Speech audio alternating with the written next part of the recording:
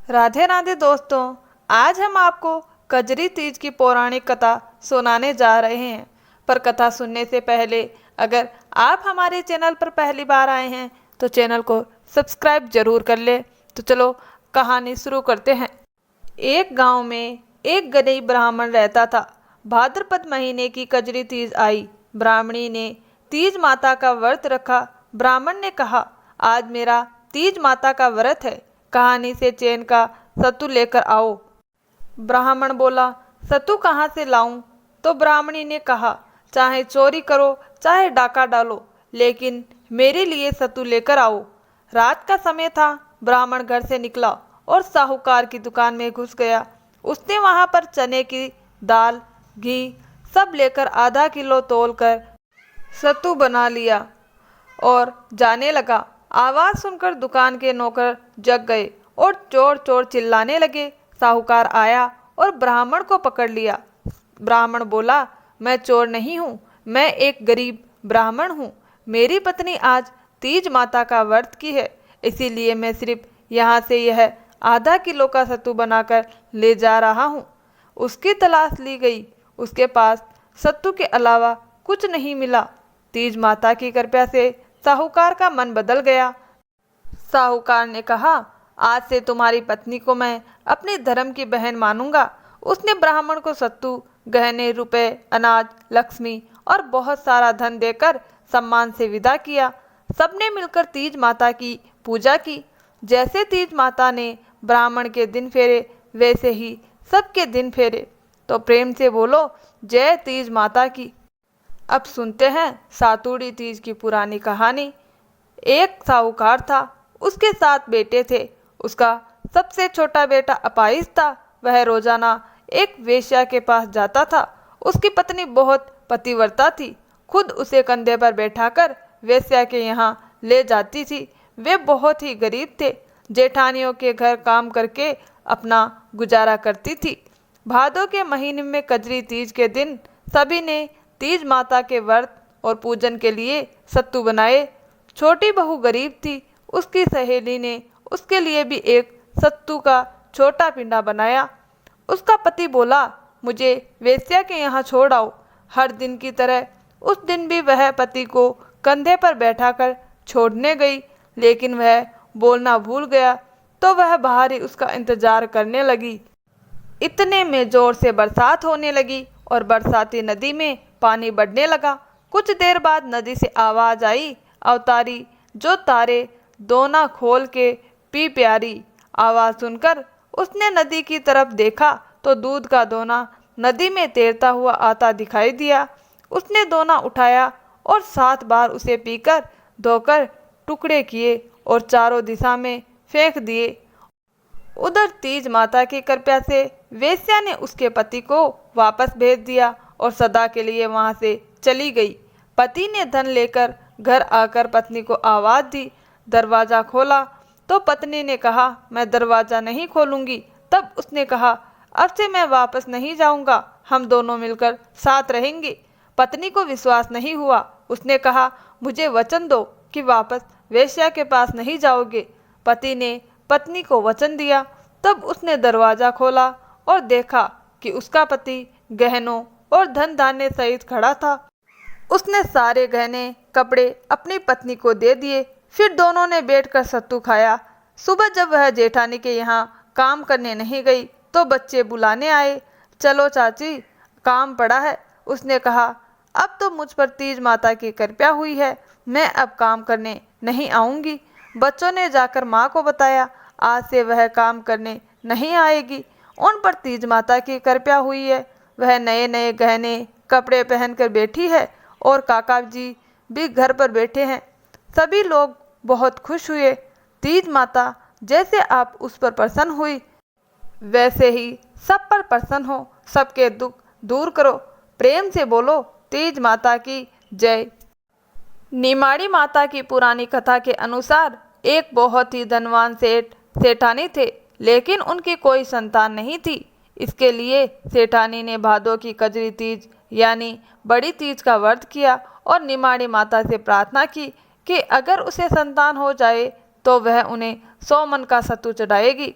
माता की कृपा से सेठानी को 9 महीने बाद पुत्र प्राप्त हुआ, लेकिन सेठानी सत्तू चढ़ाना भूल गई। देखते ही देखते सेठानी को 7 पुत्र हो गए। पहले बेटे का विवाह भी हो गया और सुहाग रात में ही सांप ने पुत्र को डस लिया, जिससे उसकी मौत हो गई। एक के बाद एक 6 पुत्रों की मौत शादी की रात हो गई। यह देखकर सेठानी ने तय किया कि वह अपने 7वें बेटे का विवाह ही नहीं करेगी। लेकिन गांव वालों के बहुत समझाने पर सेठानी ने बेटे की शादी दूर देश में करने का निश्चय किया। बेटे की सगाई के लिए सेठ एक दूर गांव गए। वहां 4-5 लड़कियां खेल रही थी, जो मिट्टी का घर बनाकर तोड़ रही थी। उनमें से एक लड़की ने कहा, मैं अपना घर नहीं तोड़ूंगी। सेठ को यह लड़की बहुत समझदार लगी। खेल खत्म कर जब लड़की वापस घर गई तो सेठ ने लड़की के माता पिता से बात करने अपने बेटे की सगाई कर दी। इसके बाद विवाह भी हो गया। बारात विदा हुई। लंबा सफ़र था। उसी दिन कजरी तीज भी थी, इसीलिए लड़की की माँ ने कहा, रास्ते में कहानी पर शाम को जाए तो निमाड़ी माता की पूजा करना, निमाड़ी माता की कहानी सुनना और सत्तू चढ़ाकर उसे खाना और सास के लिए भी ले जाना। रास्ते में ससुर ने बहू से खाने को कहा तो वह बोली, आज कजरी तीज का उपवास है, शाम को निमाड़ी माता का पूजन करके भी भोग करूंगी। एक किनारे पर निमाड़ी माता का मंदिर नजर आया तो सेठ जी ने गाड़ी रोक दी। बहू निमाड़ी माता की पूजा करने लगी तो माता पीछे हट गई। बहू ने पूछा, माता आप नाराज क्यों हैं? माता ने सारी कहानी बताई कि कैसे सत्तू चढ़ाना भूल गए। बहू ने कहा, हमारे परिवार की भूल को क्षमा करो, सासू माँ और मैं आपको सत्तू चढ़ाएंगे। कृपया मेरे सारे जेठ को वापस कर दे और मुझे पूजन करने दे। माता नववधू की भक्ति और श्रद्धा देखकर प्रसन्न हो गई। सुबह बारात अपने नगर लौटी और ससुराल में प्रवेश करते ही सारे जेठ प्रकट हो गए। सब बहू के पैर पकड़कर धन्यवाद देने लगे। तब बहू सास को सारी कहानी बताई और कहा, आप अपनी भूल सुधारे और निमाड़ी माता को सत्तू चढ़ाए। कजरी तीज पर सभी बहुएं और सास ने मिलकर निमाड़ी माता को सत्तू चढ़ाया। उनके भक्ति से माता प्रसन्न होकर प्रकट हुई और बोली, जो भी मनुष्य मेरी इस कथा को सुनेगा उसके घर सुख समृद्धि और लंबी आयु होगी। इतना कहकर निमाड़ी माता सेठ जी का घर अनाज और धन से भर दिया और लंबी आयु का आशीर्वाद देकर अंतर ध्यान हो गई। माता अपने सभी भक्तों पर कृपा बनाए रखे। तो प्रेम से बोलिए, निमाड़ी माता की जय, तीज माता की जय। अब व्रत को पूर्ण करने वाले गणेश जी भगवान की कहानी सुनते हैं। तो प्रेम से बोलिए, गणेश जी भगवान की जय हो। एक समय की बात है, एक गांव में एक मालिन रहती थी। उसके पति का स्वर्गवास हो चुका था। उसका एक 4 साल का पुत्र था। उसकी सास कठोर हृदय की स्त्री थी। वह बहू को बहुत ही तकलीफ देती थी। एक दिन सास ने बहू और पोते को घर से निकाल दिया।